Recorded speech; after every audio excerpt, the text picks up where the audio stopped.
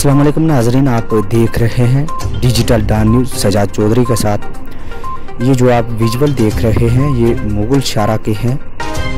मुगल शाहराह पर बर्फ़ हटाने का काम दोनों तरफ से चल रहा है। उम्मीद है कि अगर मौसम साफ रहा तो 10 अप्रैल को मुगल शाहराह पर गाड़ियों की आमदोरफ्त के लिए बहाल किया जाएगा। देखिए ये खास रिपोर्ट।